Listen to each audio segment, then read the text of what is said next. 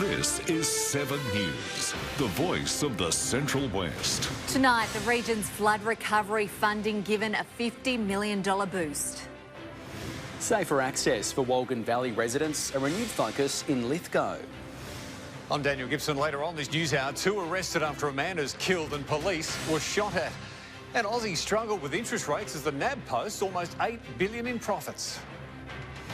7 News begins now. Good evening. Flood victims will soon get their hands on another $50 million in funding after the federal government agreed to match their state counterparts. But despite the large chunk of money soon to be on offer, it hasn't stopped the member for Clare labelling the delay as scandalous and shameful. For nearly a year, communities like Molong have felt they've been left in the dark with only rumblings and a drop of hope. That support was on its way. We're still working hard to get it back to how it was just before that flood. Outside the Freemasons Hotel, streets were turned into rivers, leaving businesses and homes battered and bruised. But now, after the state government found $50 million for flood recovery and resilience, Canberra will match it. We know that this recovery is going to take a long time, and we're going to keep working with these communities as long as it takes to see them rebuilt to their former glory. The combined $100 million will target community assets on top of housing retrofits across the Central West. It's going to be so helpful in us going forward in trying to do something about all of the inherent buildings that are on our floodplains. The local member also welcoming the news, but it's been both scandalous and shameful that it has taken the state and federal governments almost 12 months. And tonight, questions remain over the finer details, with locals asking if insured homes have access, along with businesses too. It's just going under the doors and over and put shutter systems on. We're told a community leaders panel will be appointed to help inform how money will be spent. Unless you get that local input, that's where money gets wasted. As communities come out from the dark and begin to see more of the light. We are busier. I've got the bistro back up 7 days a week. We'll see. We'll just see how it goes. Ruben Spargo, 7 News. Wolgan Valley residents could be one step closer to getting a new road, with Lithgow Council looking at access options. Charlotte Wallen has more on this for us. And Charlotte, what do we know? Lithgow Council today announced 3 options for a new road going in and out of the Wolgan Valley. This comes after a devastating landslip in November last year damaged the only access. The first option is to replace it with the old coach road near the Glowworm Tunnel. The second is an access line that services power infrastructure. And the third option is an area near the steep replacement road referred to by locals as the Donkey Steps. We are now turning our attention to selecting one of those options. That will shape the planning pathway. We will follow a rigorous planning and environmental assessment. With fire danger set to increase, residents are fighting for safe access in and out of the valley. Thanks for the update, Charlotte. That's Charlotte Wallen reporting there for us tonight. Residents across 2 separate councils have lashed the idea of a potential rate rise. Both Blaney and Dubbo are staring down the very real prospect as councillors discuss their options. Inside these walls and behind these doors, decisions will be made. But on the streets today, there was little room for reasoning. Up them? More? No. Thank you. The opposite. Costing too much to live, so yeah, bad time. Blaney Council are considering whether to begin community consultations on a potential rate rise. There are 4 options, which could mean we're paying an extra 30% over 3 years. I'm only on a pension with, raising my grandchildren, so hard to, find that extra 30%. They might need it, but I think they should consider it carefully. In Dubbo, a rate rise is also on the cards. Council say they've run at a loss for 3 consecutive financial years. Like the cost of living, most councils are struggling as well with whether it's cost of wages, electricity, insurances, running costs of the business itself.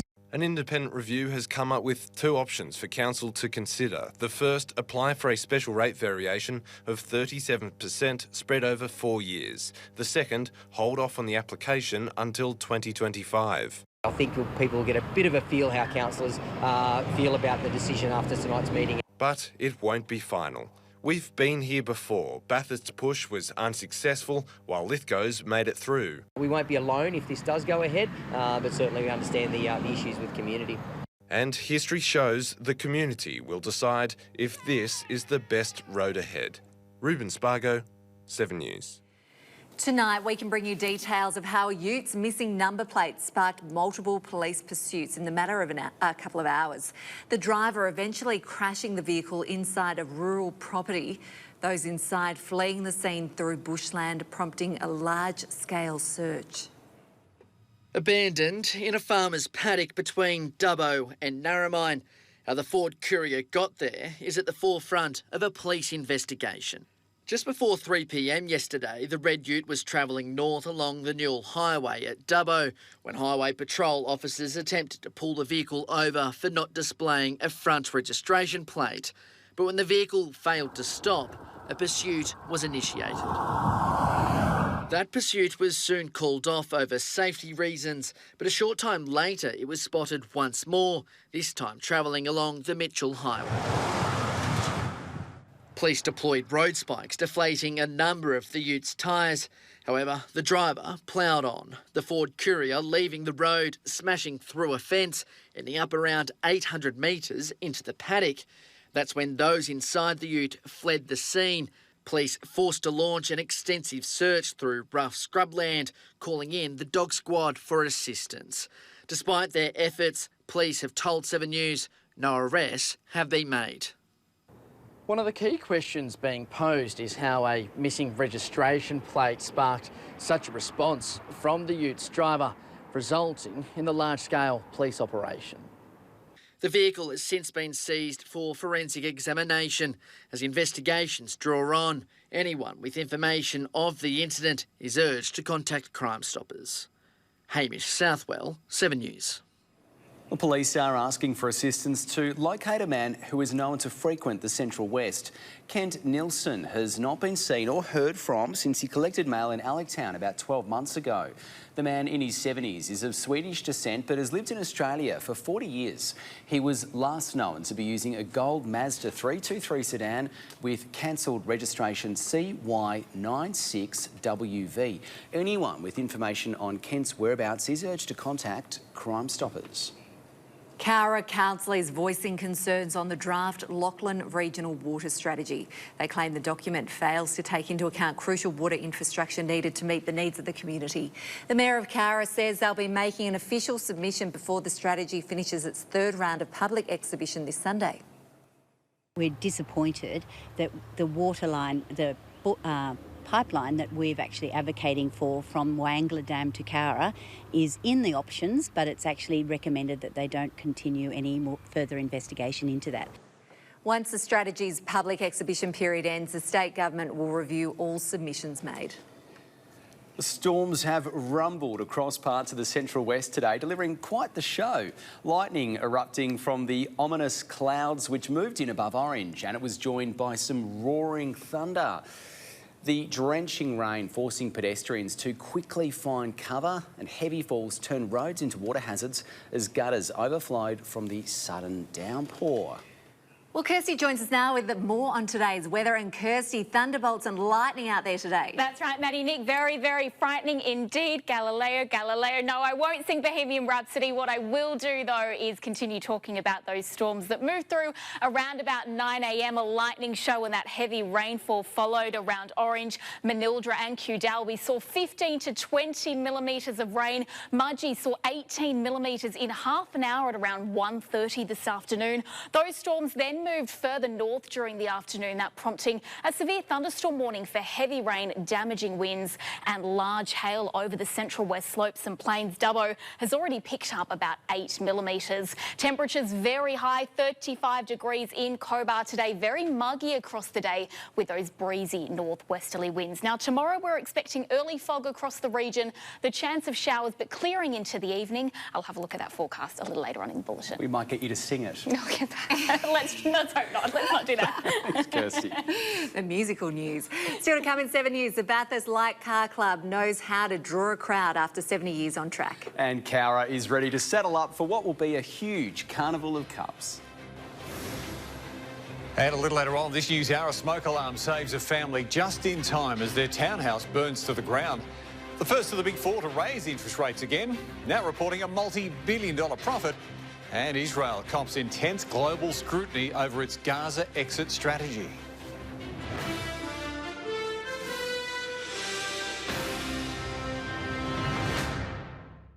Welcome back. Bathurst Light Car Club has held its 70th anniversary at their clubhouse on Mount Panorama. Past and present members came together to celebrate 7 decades of the club.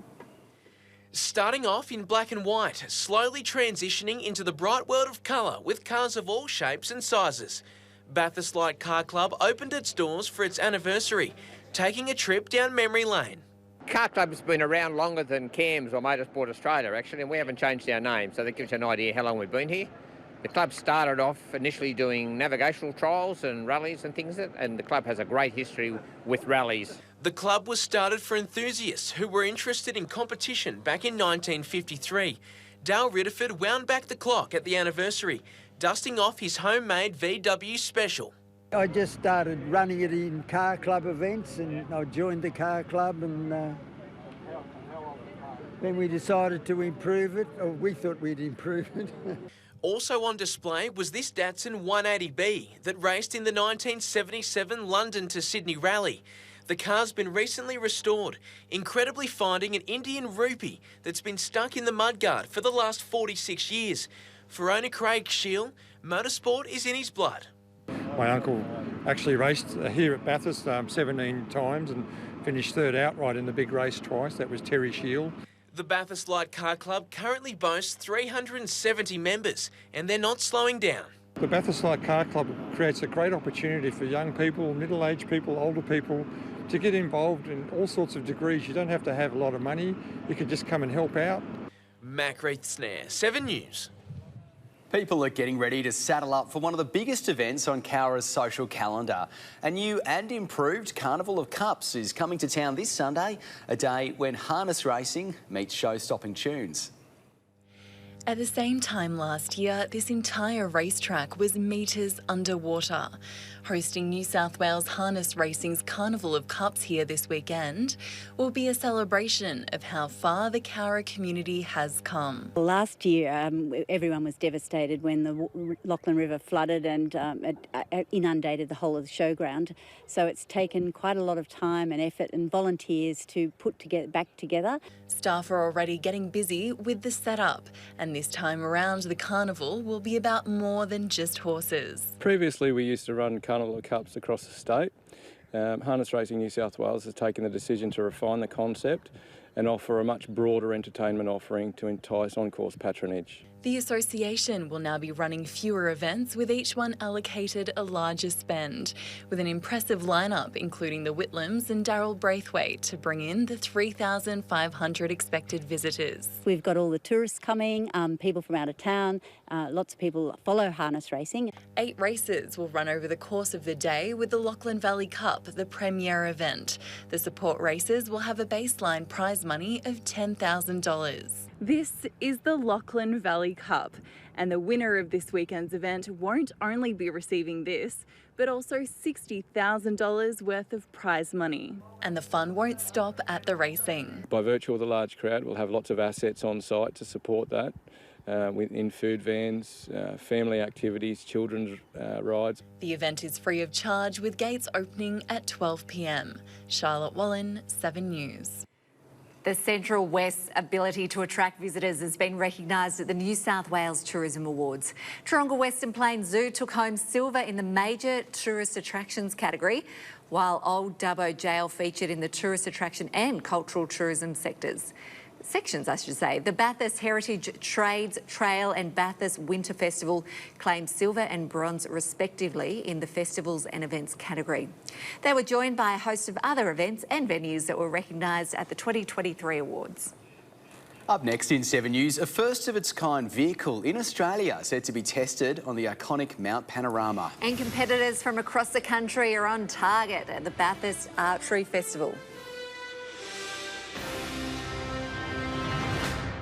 Tomorrow on Sunrise, the at-home tests for Aussie mums and dads to see if you're living with ADHD and the new treatments that work. Plus, from living in a van and busking on the streets to global fame and fortune, Tones and I performs Dance Monkey exclusively on Sunrise. See you in the morning. Welcome back. Bathurst Archery Club has welcomed archers to town for 2 days of learning and competition. The local archery festival is fast becoming a destination event. Drawing back, steady, aim and let it fly. 70 archers from Sydney, Melbourne and the Central West lined up on the range in Bathurst. We love having guest archers come and visit the club. It's a great opportunity for people to see different types of archery, different styles, make new friends and have a bit of competition along the way. The archery community is one of shared passion. Some of the archers take it to a whole other level. It's always a great vibe because you're meeting different people who are doing different types of archery, so there's always an exchange of knowledge and ideas and experience, which is great. Those different styles include longbows and Ottoman bows, finger shooters and thumb shooters. For many, archery isn't just a hobby or a sport to pick up on weekends, it's a way of life. My family are very competitive. We do train 2 or 3 hours a day. Happily, yesterday they all got gold medals, first place, my wife, my sons and I. The Bathurst Archery Festival offers something for archers young and old. If you're keen on giving archery a go, the club offers beginners classes on a Saturday morning for just $10. Seeing everyone smile and happy and coming together for such a great sport, it's next to nothing. Mac Reith-Snare, 7 News. Bathurst Harness Racing Club lit up the town last night with an exciting race meet.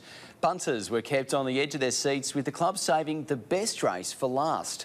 The National Trot Guide pace was neck and neck as they turned into the straight. Tulhurst Janet and I'm Like Her locked horns for a close finish. Janet Lockhorns, 175 to go. I'm Like Her comes to the outside and back to the inner is our strategic miss. 100 metres left to go. Tulhurst Janet hit the front. I'm Like Her will have a lunge on the line and get up.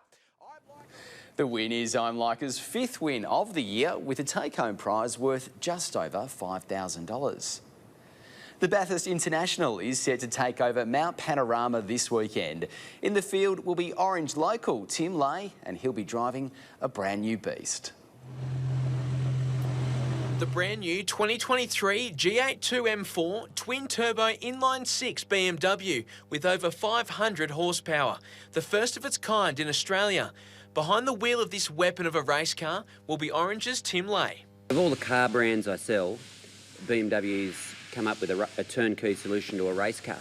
So it just rolled up here one day, came off the back of a truck, and what do you know? So I'm going to race it at Bathurst this weekend. Lay is a former Bathurst 1000 starter and a Bathurst 6-hour champion. But finally, Linton and Lay, after being denied last year, have got the one they wanted. This weekend, he'll be up against a 45-strong grid in both the monochrome GT4 Australia and the Australian Production Car Series.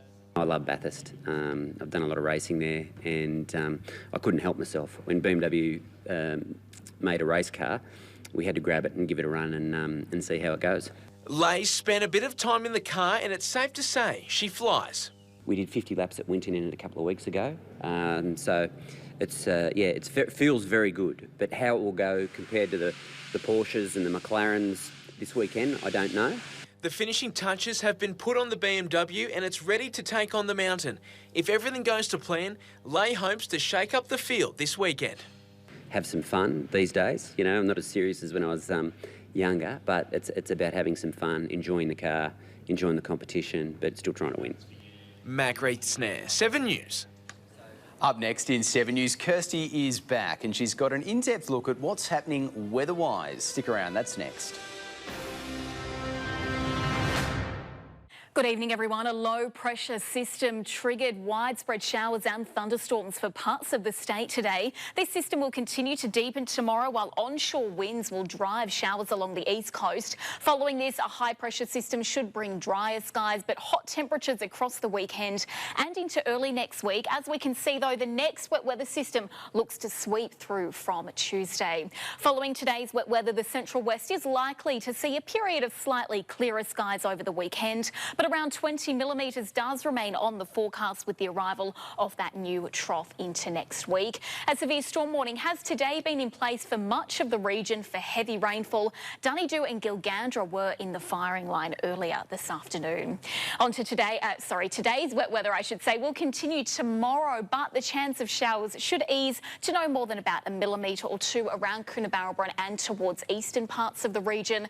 Elsewhere, partly cloudy. We can see those temperatures heating up, and they will be combined with northeast to northwesterly winds. Those storms likely across the tablelands for Lithgow, Mudgee, Orange and in Bathurst.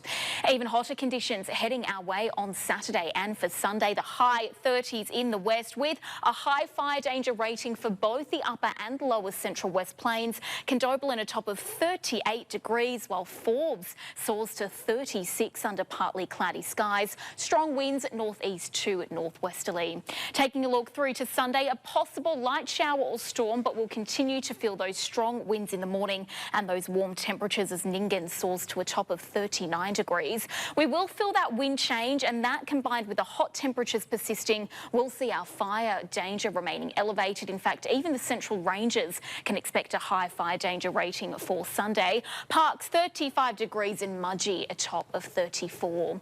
Looking ahead now, temperatures will remain elevated into early next week. Very warm conditions for this time of year. We're certainly set to swelter through a very hot weekend. 28 for Orange on Saturday, 29 on Sunday. A swimming pool weekend, I think, is on the cards.